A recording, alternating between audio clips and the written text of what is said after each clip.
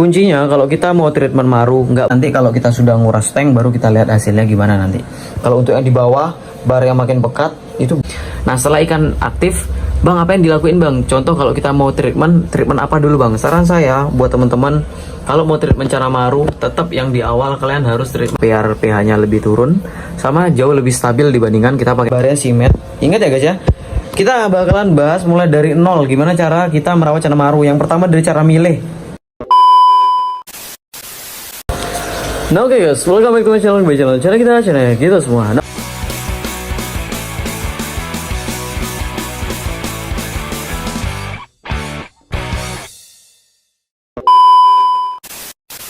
oke guys, di kesempatan kali ini kita bakal ngebahas tentang bang, treatment cana maru indoor. Oke guys, jadi sebenarnya kita akan kembali ke masa lalu kalau kayak guys. Jadi ini sama dengan kita throwback ya guys ya. Jadi buat teman-teman yang baru gabung di channel ini, sebenarnya kita di tahun-tahun lalu, maksudnya di awal-awal merintis channel kita official, kita tuh selalu ngebahas tentang treatment cana maru guys. Dulu kita tuh banyak banget punya cana maru ya guys ya. Sampai pada akhirnya kita diserang sama racun auranti guys. Sampai akhirnya kita ya udah cana-cana maru kita tuh habis itu ya udah kita tergeser. Tapi dulu kita macam-macam sih. Kita andrau punya, pulkra kita punya, macam-macam. Stewarti kita punya. Jadi kita punya ikan itu memang sedikit, kayak cuma 1-2 ekor, tapi lengkap gitu, kurang lebih kayak gitu guys. Dan sekarang kayaknya kita bakalan main maru lagi karena ini cuaca udah mulai asik banget. Ini udah mulai panas banget nih. Bahkan ya ini kalau kalian lihat, ini kita banyak banget matiin lampu nih. Ini kita matiin lampu nih karena hari ini dan di Denpasar itu cuacanya panas banget guys. Makanya aku, wah ini kalau nggak diginiin ini malah parah. Kasihan ikan-ikan cana dwarfnya. Ruangan akan jadi lebih panas karena kalau terlalu banyak lampu kan. Jadinya aku matiin lampunya untuk nge-save si ikan-ikan ini. Mungkin malam kalau udaranya udah dingin baru aku hidupin. Jadi buat teman-teman yang cuacanya panas di lokasinya sana, hati-hati dengan penempatan lampu. Nih guys, kalau bisa lampu itu untuk cana dwarf ya, kalau bisa jauh dari tank biar nggak terlalu panas. Sama kayak ini sebenarnya terlalu panas sampai lihat keraknya kayak gini guys. Ini parah banget nih, sampai nggak kelihatan ikannya guys. Ini panas banget sih sebenarnya. Ini harusnya pakai mode gini kayak mode malam sementara guys ya. Jadi buat teman-teman selalu dijaga dengan baik, kondisinya diperhatikan. Bentar. Nah kita pakai mode malam aja biar lebih soft. Jadi buat teman-teman diperhatikan cuacanya. Untuk cana dwarf itu nggak kuat panas guys, nggak kuat panas. Jadi buat teman-teman diatur, dijaga suhunya karena ikan kalian bisa aja mager dan lain-lain sebagainya kalau terlalu panas. Kalau untuk maru-maruan, wah ini sangat menyenangkan ya guys ya, karena kita nggak punya heater, jadi kita nggak pernah pakai heater. Untuk maru-maruan ini sangat mantap. Ini suratani kita, ini sudah setahunan di rumah, lebih mungkin kayaknya ya. Ini sudah laku sold out ke Anggerang, tapi nggak sold out bener-bener sold out itu nggak guys. Ini di DP dan akan kemungkinan ini akan ditukar tambah sama orangnya guys, yaitu sama suratani juga gitu ya. Nggak tahu jadi atau enggak, kita belum nunggu infonya. Kalau kita sih kayaknya kita okein aja biar saling enak satu sama lain. Nah ini maru pertama, ini suratani, ini termasuk maru lioides ya guys ya. Ini dari Thailand buat teman-teman yang belum tahu. Maru lioides suratani ini dari Thailand. Cuman setahu saya sendiri untuk suratani belum belum diizinkan ikut kontes tahu saya guys, karena untuk suratani itu sendiri ya nggak tahu sih ya, katanya sih didiskualifikasi kalau sampai masuk kontes ya, karena dia menang di warna yang orange sama di barnya dia yang rapi guys, rapi dan cenderung lebih bersih suratani ini. Semakin dia tua itu kalau kalian lihat, nah, jarak antara bar itu kan ada kayak kotor hitam-hitam, itu semakin dia tua itu semakin bersih guys. Dan semakin orange. Cuman ini posisinya agak gemuk karena kita agak overfeeding, kita push karena kita ngejar ini guys, cabung-cabung yang di pipi ini kita biar pecah gitu loh. Kalau di bar sampai ke belakang yang kecil tuh udah full guys, udah mantap-mantap cabungnya. Terus ini red pangkalan bone kita juga masih sisa sedikit. Buat teman-teman yang berminat, gaskan nih red pangkalan bone. Ini sisa berapa sih? Ini ada yang hancur-hancur nih guys, berantem nih. Tapi kalau yang order tetap nggak akan kita kasih yang luka-luka, kita kasih yang paling good kondisi. Asik. Ini barkanya kondisinya sekarang. Oh ya, ini informasi juga buat teman-teman bahwasanya kalau kalian pakai apa sih namanya? Pakai ketapang, kondisi pakai ketapang terus pakai filter, ketapang kalian itu nggak akan terus-terusan pekat guys. Jadi nanti seiring berjalannya waktu beberapa lama dia itu bakalan menjernih dengan sendirinya. Itu sangat wajar karena tersaring sama media filter. Ini kenapa cana barka aku hidupin, karena lampunya itu di atas guys, lampunya di atas terus ada kaca, jadi untuk panasnya itu nggak sampai ke sini karena ruangannya juga termasuk masih dingin karena lampu yang lain kita matiin gitu. Jadi si Barca ini tetap kita hidupin lampu 24 jam karena kesayangan ini guys. Sekarang sudah good looking. Nah kita gedor loh. Mana nih? Kok diem dia? Kita jalanin dulu. Diem aja dia nih guys. Mager dia nih. Dan kita biarin itu, kita langsung fokus ke cara maru guys ya. Ini kita taruh di belakang. Ini ruangan belakang ya guys ya. Ini kalau mungkin subscriber lama itu biasanya tahu ya ruangan ini. Ini dulu sini full maru guys. Ini full maru-maru semua, tapi sekarang sudah kita jadiin gudang. Tapi kedepannya kita bakalan tetap kasih ikan. Nah itu guys, kalau kalian lihat ada cana maru kecil di sana, itu baru tadi malam kita dapat sortir. Itu kondisinya. Tapi dia ini biasanya kalau ada orang dia agak takut ya guys ya. Nah itu dia, barnya simet. Ingat ya guys ya, kita bakalan bahas mulai dari nol gimana cara kita merawat cana maru. Yang pertama dari cara milih, usahakan simet guys. Simet, kenapa sih bang harus simet? Kalau kalian punya ikan, meskipun ikannya bagus, kalau nggak simet, kalau buat kontes itu nanti nih poinnya kurang. Jadi kalau setahu gue ya guys ya, poin kalau nggak simet itu dikurangi 2. Belum lagi kalau jurinya ada 3. Oh 2 kali 3 berapa? Sudah 6 kurang poinnya kan, poinnya kan. Jadi secara nggak langsung kita sudah kalah di poin bar kalau sampai ikan kita nggak simet. Itu yang pertama. Nah yang kedua, setelah kita sudah mendapatkan ikannya, kita bisa lakukan treatment menggunakan ketapang kalau saya guys. Kenapa saya pakai ketapang di awal? Meskipun saya dulu lebih suka beningan ya. Ini dia ikannya guys, barnya ini banyak banget guys. Yang penting simet, aku nggak peduli rapi atau enggak. Nah itu kalau jawabanku sekarang guys, karena aku bakalan tes ya. Ikan kalau barnya banyak, maru ya, kalau barnya banyak itu biasanya cenderung akan lebih banyak bunganya guys. Itu setahu pengalamanku ya, biasanya akan kayak gitu sih. Jadi kayak pertumbuhan cabungnya itu akan lebih berontok yang barnya banyak. Nah dia masih sembunyi. Nah ini buat teman-teman, pertama kalau kalian baru beli ikan, ini contoh kayak aku ya, baru beli tadi malam, terus aku kasih ketapang. Ini kebetulan airnya air bekas karena air di rumah lagi bermasalah, jadi kita nggak bisa ganti air baru. Yang pertama disiapin tanknya. Ini sebenarnya kebesaran untuk ikan size 14 cm, tank 60x30 kebesaran. Harusnya ini di sekat 3 masih bisa, tapi karena kita belum motong kaca, jadi kita biarin dulu segini.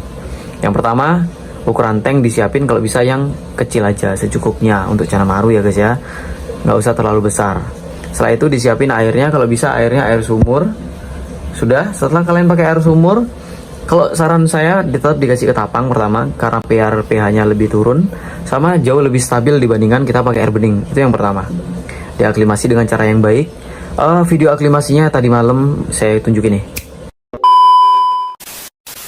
Nih kita masukin dulu. Nah ini aku kasih tahu nih guys. Nah yang pertama kita aklimasi suhu. Jadi kayak gini nih, kita aklimasi suhu guys. Jadi suhu airnya biar sama yang di dalam tank sama yang di dalam plastik. Ini kita biarin kurang lebih 5 menit. Setelah 5 menit baru nanti air yang ada di dalam tank kita masukin ke dalam plastik sedikit, biar ikannya nggak terlalu shock sama pH di air yang ada di tank kita. Itu seumpamanya ya, kalau kalian air baru. Sebenarnya kalau aku nih, karena udah air lama sama udah ketapangan, jadi aman sih sebenarnya. Tapi untuk caranya kayak gitu, jadi jangan asal-asalan. Karena aklimasi itu adalah apa ya, ibaratnya momen yang paling apa ya, momen paling riskan lah. Ikan itu akan cepat adaptasinya atau enggak, itu kembali ke aklimasi kalian. Kalau aklimasinya udah nggak baik, ikannya stres di tanknya karena shock pH. Karena shock pH itu ya guys ya, kemungkinan paling parah kalau ikan kalian shock pH itu, ikan kalian bisa mati guys. Ikan kalian bisa mati karena shock pH, itu bisa aja. Jadi aklimasi itu penting dan menentukan nanti seberapa cepat ikan kalian akan lebih mudah diprogres dan enggak. Karena kalau ikan kalian stres, kalian nggak akan bisa progres ikan stres. Jadi ikan harus nyaman di tanknya dulu baru bisa diprogres. Nah ini kita biarin dulu kurang lebih 5 menit. Nanti kalau sudah dirilis, kita bakalan tunjukin lagi ke kalian, dan kita bakalan jelasin treatmentnya bagaimana yang akan kita lakukan dengan ikan ini dengan posisi indoor. Oke guys, kalau gitu ditunggu. Nah itu dia video aklimasinya. Jadi buat teman-teman, kalau sudah melakukan aklimasi kayak gitu, ikannya dibiarkan, jangan diganggu kurang lebih 2-3 jam. Jadi ikan kalau sudah masuk ke dalam tank, kalian biarin aja. nggak usah digangguin 2-3 jam baru kalian kasih makan. Dan pakan yang pertama kalian masukin itu kalau bisa pakan hidup, contohnya cacing, udang beku, udang hidup, atau ikan cere itu boleh. Itu untuk yang pertama. Jadi untuk pertama kali ikan masuk ke dalam tank, usahakan tetap dikasih pakan hidup biar dia lebih seneng ya. Jadi ikan itu kalau dikasih pakan hidup di awal tuh seneng deh guys. Terus biarin dia adaptasi kurang lebih 1 kali 24 jam. Dan rata-rata biasanya kalau Cana YS, terutama yang kebesaran tank, dia akan mojok kayak gini guys. Nih, kita panggil. Sebentar, aku ada mainan kayak karet-karetan itu di mana ya? Selalu aja setiap bikin konten nih. Ah, ini dia. Nah ini guys. Ah, ini dia karet-karetan. Ini bisa kita lakukan mainin gini. Kalau dia nggak respon nggak apa-apa, ini sangat diwajarkan. Untuk ikan-ikan Cana Maru itu biasanya memang paling sering mojok kalau kita baru beli ya. Nah ini, kalau apa kita biarin aja, nggak mau. Nah kalau sudah dapat ikan yang kayak gini gimana bang? Ikannya mojok gini, itu dibiarin aja. Yang penting kalian kasih makan di waktu-waktu yang tepat. Contoh waktu yang tepat tuh, kayak mungkin kalau kalian mau kasihnya sore ya sore, malam ya malam. Kasih makan secukupnya aja, nggak usah banyak-banyak. Terus kasih di jam yang sama kalau bisa. Jadi kalau kalian biasanya ngasih makan di jam 3 ya jam 3 gitu. Dibiasakan gitu. Jadi ikan itu akan tahu guys. Kalau sudah jam 3 waktunya dia makan, kalau kalian mendekat ke dalam tank dia nggak bakalan takut lagi. Itu yang pertama, dibiasakan kayak gitu. Nah, selama ikan kalian masih tiduran kayak gini, kalian nggak usah lakukan hal-hal apapun. Contoh kayak kasih kaca dan lain sebagainya. Itu nggak usah guys. Jadi kalian biarin dulu. Karena apa? Yang pertama kalau kita mau treatment ikan, terutama Cana Maru, ikan itu wajib yang pertama harus stabil dulu. Stabil, sudah adaptasi dengan lingkungan, dengan tank barunya. Kalau sudah aktif, baru mulai treatment. Contoh treatment yang bisa kita lakukan kayak mengatur pola makan. Terus suhu itu penting. Nah, udah ya. Kayak yang tadi, jangan lakukan apapun selama ikan itu masih bobok kayak gini guys. Nah, ini kan masih takut artinya. Nah, kalau sudah kayak gini, terus ikannya nanti aktif nih.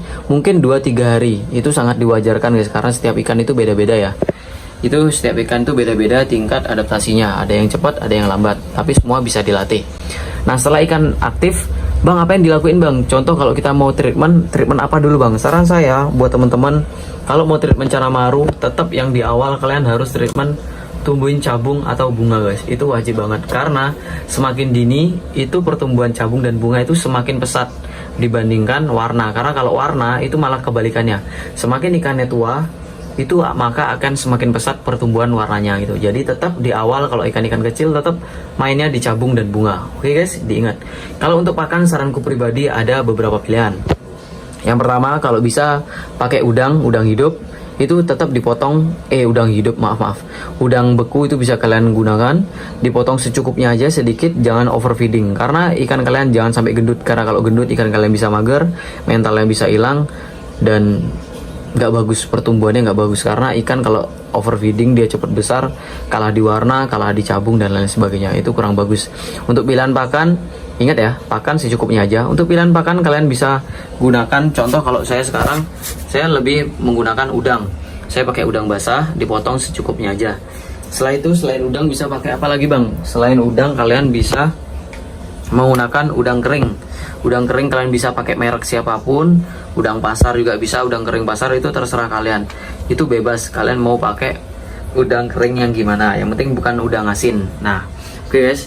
Setelah itu ada juga cacing. Tapi saya paling rekomendasi untuk kalian yang lagi progres bunga, itu pakai udang apa aja bebas. Yang penting pola makannya diatur, jangan terlalu banyak. Oke.